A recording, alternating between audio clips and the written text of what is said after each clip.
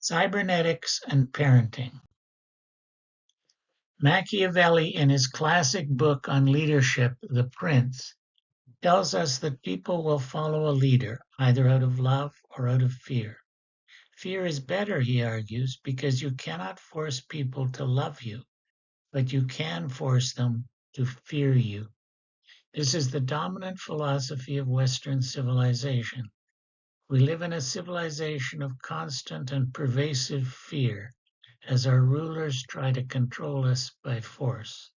The police force and the armed forces are ways to gain control through fear. This is why we beat children. My friend suffered from post-traumatic stress disorder from the beatings he regularly received in school. This absolute blind faith in force is based on science. Newton's laws of motion teach us that an object stays the same, inertia, until it is forced to change. When we experience change, we look for the forces that caused it. The scientific method tests a proposed cause and effect relationship by designing an experiment to determine whether a specific cause will result in a predictable effect. In behaviorist psychology, this is called stimulus and response. Controlling other people consists of finding the appropriate stimulus that will generate the desired response. In other words, controlling behavior. Parenting is the proof that behaviorism does not work. The application of force to hurt children and frighten them will produce a change in behavior, but in strange, unpredictable, and undesirable ways. Fear leads to guilt. Guilt leads to despair. Despair leads to anger, and anger leads to fear. This is a steadily worsening negative cycle. Getting out of the negative cycle begins with recognizing that children are people. As one mother commented, that child has a mind of her own.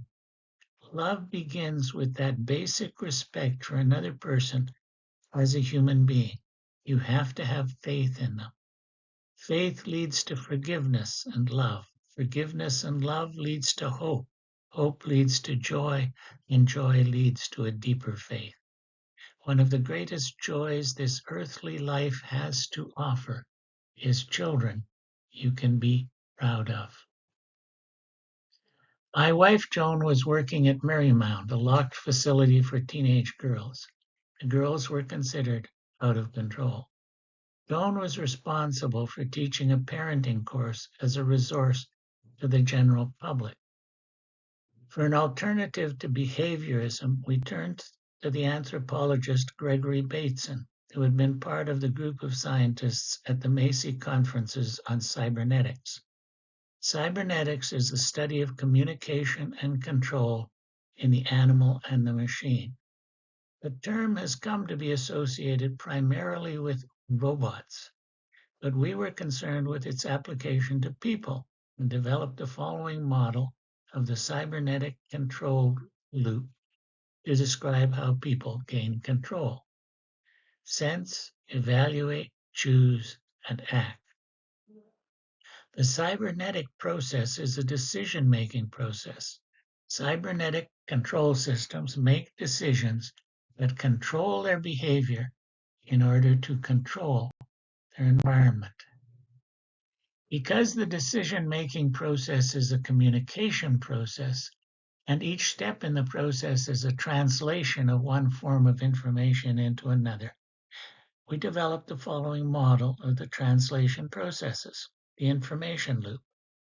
The head uses models to translate changes in the environment into internal observations. The heart takes the observations and uses values to translate them into needs.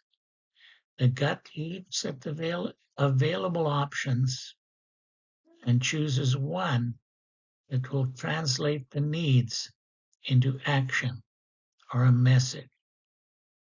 That is addressed at the environmental focus. which translates that action into changes. The model's values and options constitute the program that controls the system. The response to any given stimulus will depend on how it is processed by the internal model's values and options. Machines cannot change their program. They can adapt to changes in the environment, but only so far as their program allows.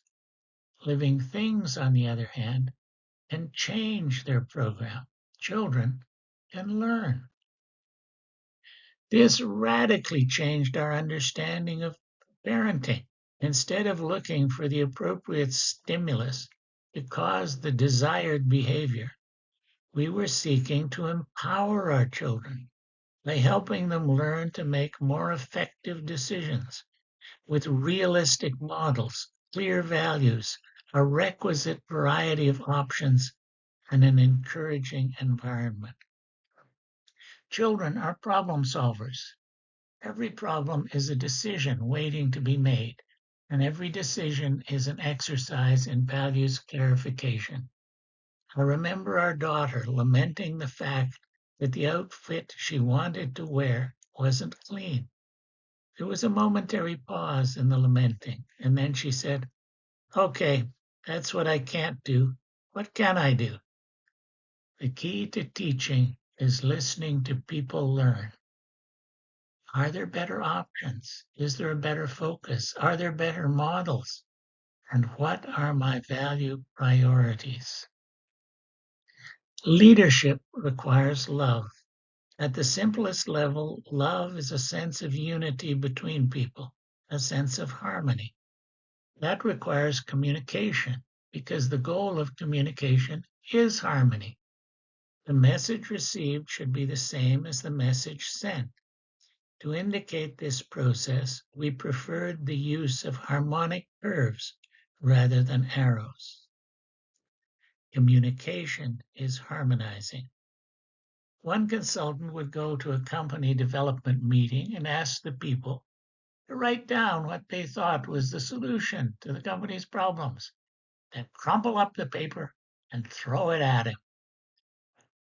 He would then pick up the papers one by one, straighten them out, and then read them aloud. This shifted the model of communication from a kind of force to a kind of harmony. Communication is not about force or impact, but about love and harmony. Communication is a translation process.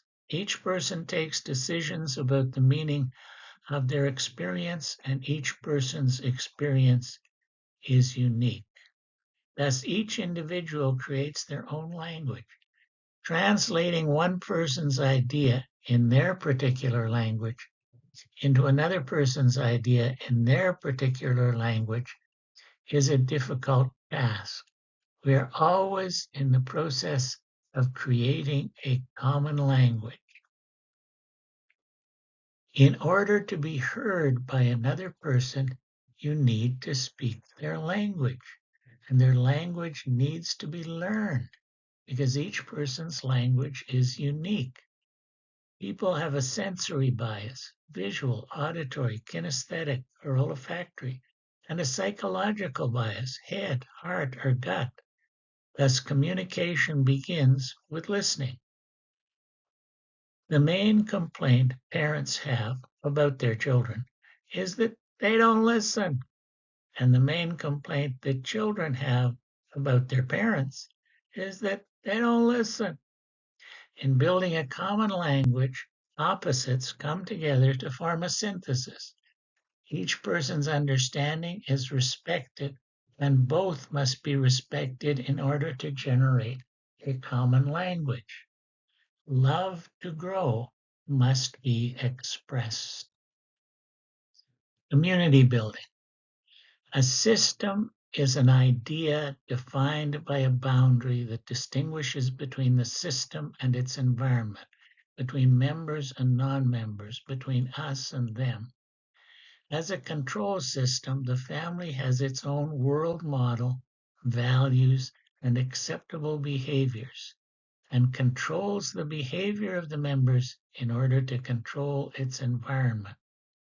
Love involves a sense of belonging, a sense that we are one.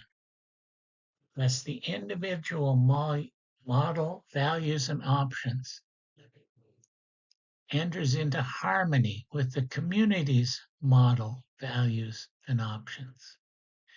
The members of a larger system adopt roles in relation to the larger system. The family has roles of father, mother, sons, daughters, and by extension, grandfathers, grandmothers, and cousins. Every culture has its own model of how the family ought to work and the roles each person ought to play. Teaching parenting courses in Winnipeg meant living in a multicultural society and teaching decision making, communication, and leadership in a First Nations context and an Asian context, as well as the Western liberal context. We all suffer from the delusion that our way of looking at the world is the right way, and everyone should look at the world the way we do. Thus, when we confront difference, we tend to respond with criticism. This tends to turn communication into a power struggle, argument. A power struggle can turn to communication or force. The force approach to a power struggle means personalizing the focus on an evil individual, hardening boundaries so that the struggle is for survival, blackening the opponent so that the struggle is between good, us, and evil, them, and steadily escalating the level of force in order to achieve terror in the opponent. Strengthening the boundaries gives people a more defined sense of identity and a greater sense of solidarity, but it undermines the responsibility to a larger reality.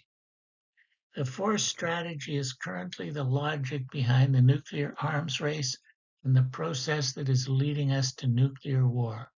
It is impervious to love and leads only to extinction. But there is a lot of money in mass murder and destruction. You cannot win a war. For the war to end, you have to make peace.